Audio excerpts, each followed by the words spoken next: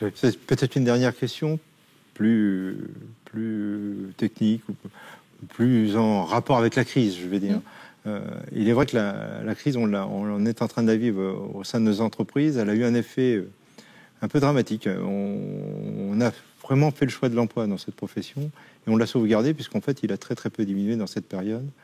Par contre, il a provoqué une véritable guerre sur les prix sans précédent qui m'inquiète beaucoup pour l'avenir et qui va sûrement amener des situations extrêmement difficiles pour un grand nombre, je pense en particulier aux PME sur ce sujet, parce que bien évidemment ça va aussi impacter nos plus grandes entreprises, mais je pense que celles qui sont en première ligne, ce seront les PME.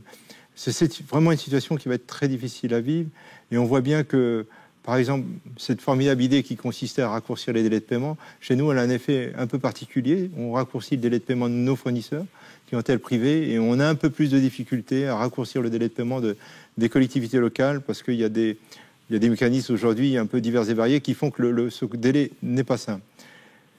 Je crois qu'il faudra être très attentif auprès de ces PME parce qu'on va être confronté à des situations extrêmement délicates sur le terrain. Et je ne voudrais pas que la fin de cette crise se traduise de façon aussi dramatique au sein des entreprises de travaux publics, alors que moi je suis convaincu qu'il y a toujours d'énormes besoins dans ce pays. Il y aura besoin d'entreprises sur le terrain, et des petits comme des grands, pour pouvoir construire les équipements de demain et les enjeux du futur. Et il faut absolument qu'elles puissent passer ce cap et sauvegarder l'emploi. On s'est beaucoup battu sur l'emploi et pour amener les jeunes vers nos métiers, pour les qualifier, pour les former, pour les fidéliser. Ça a toujours été notre fer de lance. Et moi, j'ai une attention toute particulière dans ce domaine. Alors, je ne sais pas quelle réponse on peut leur apporter. Ça, c'est délicat. Ça pose beaucoup de questions. Mais si de façon transitoire, on pouvait trouver des solutions, ça serait sûrement une bonne chose. Alors, je ne sais pas si vous avez des idées, Madame la Ministre, mais c'est vrai que je vous interpelle un peu, peut-être difficilement. D'abord, le dialogue ferme et amical qu'on a avec les banques est précisément destiné à leur rappeler que la mission principale, c'est de financer l'économie. C'est de financer les entreprises, c'est de financer les petites entreprises en particulier, et d'être très attentif au financement des trésoreries. Parce qu'on le sait, dans une période de restockage, la trésorerie, elle est nécessaire, et l'enveloppe de crédit de trésorerie de 38 milliards d'euros que les banques se sont engagées à consacrer aux petites et moyennes entreprises, c'est indispensable, et on va être très attentif à ce que ces engagements-là soient respectés. Deuxièmement,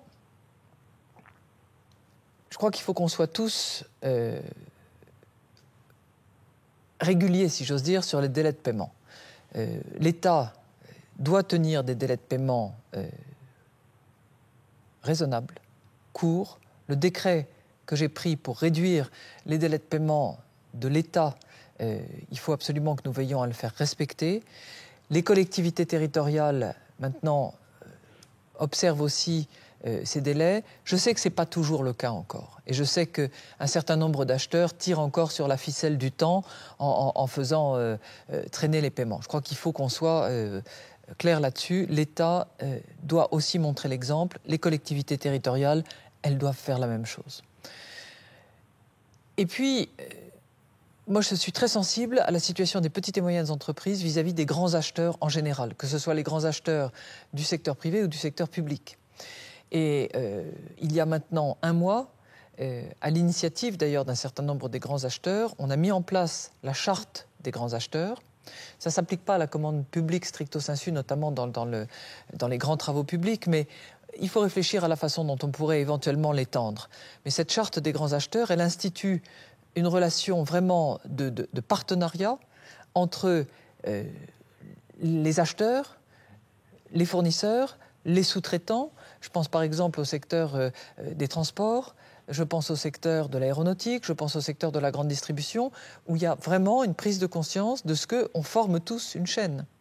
Et je pense qu'il faut qu'on ait cette réflexion-là dans le secteur du BTP. J'ajoute qu'au titre des efforts sur lesquels je peux faire vraiment quelque chose. Et grâce d'ailleurs à vos services et à vos efforts personnels, Monsieur Bernasconi, on a bien travaillé sur le cahier des clauses administratives générales en matière de travaux pour précisément essayer, de simplifier, de réduire des délais de paiement, parce que c'est évidemment indispensable. Ce crédit interentreprise est aussi une source de financement et là, on doit faire des efforts. En tout cas, merci, Madame le ministre, Je vous en prie. de ces propos qui, je crois, vont toucher les entrepreneurs. Merci bien. Merci.